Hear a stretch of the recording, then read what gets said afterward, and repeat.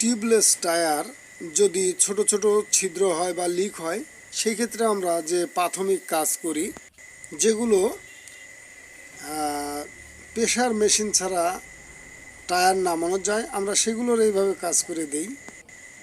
Tubeless টায়ারের যে jail পাওয়া যায়, মোটা জেল আর কি, এছাড়া ওর সঙ্গে কিন্তু টায়ারের গুঁড়োর প্যাকেট থাকে, টায়ারের গুঁড়া,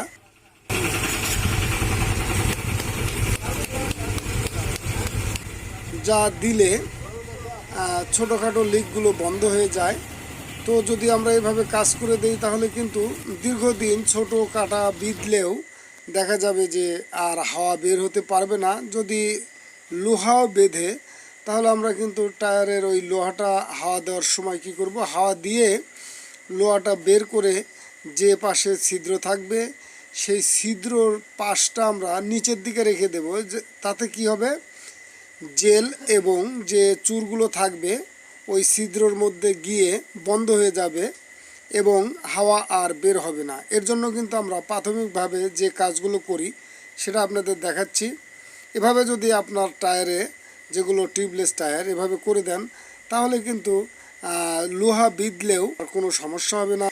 যেগুলো প্রাথমিকভাবে টায়ার খোলা যায় না, সেগুলো কিন্তু প্রেসার মেশিন দ্বারাই টায়ার খুলে নিতে হয়।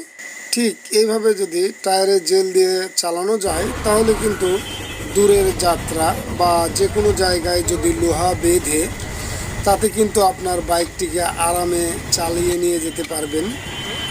একদম হাওয়া বের হয়ে যাবে না, যদিও হাওয়া এক একটু বের হতে পারে। প্রাথমিকভাবে চুর এবং জেল এসে ওই ছিদ্র স্থানটা বন্ধ করে দেবে।